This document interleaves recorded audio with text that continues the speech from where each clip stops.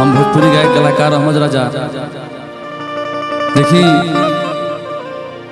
ये गाना के माध्यम से आप सब ये गीत के महसूस करब सब है एगो बेटा के जिंदगी में बाप के का महत्व होला। हे बाबूजी काहे चली गईला छोड़ के कि दुनिया के मेला में हो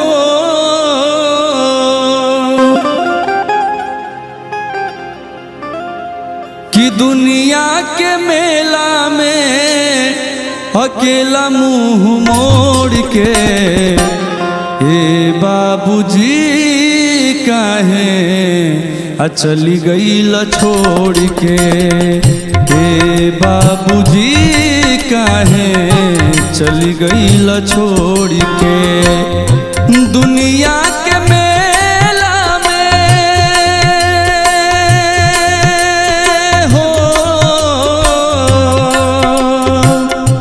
दुनिया के मेला में अकेले मुंह मोड़ के ए बाबूजी काहे चली गईला छोड़ के। हे बाबूजी काहे चली गईला छोड़ के।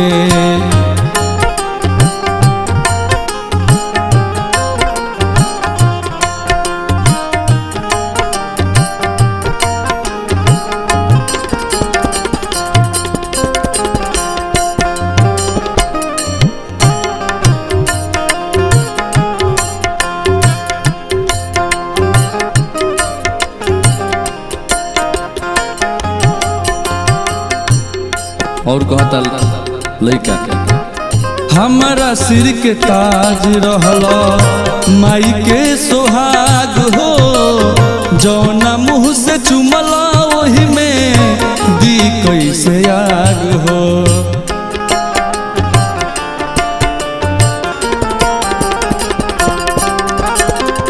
हमारा सिर के ताज रहला माई के सोहाग हो जौना मुँह से चुमला वही में दी कैसे आग हो। तोहरा बिना हम तो नहीं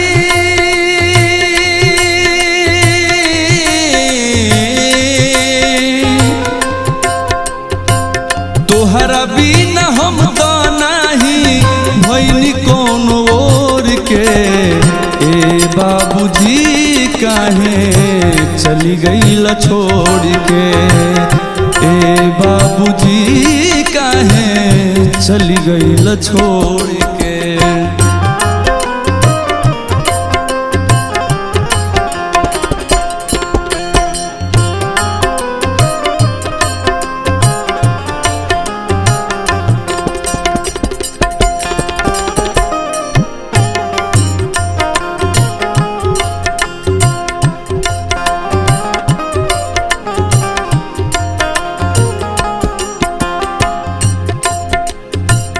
अंगूरी धरा के तू तो चल के सिखवाला कान्हे बैठा के बाबूजी दुनिया देखवाला।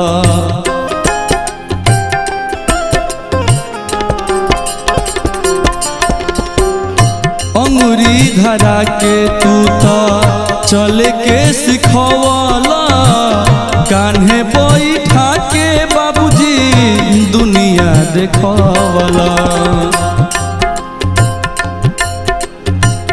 नैया के रसरी अपना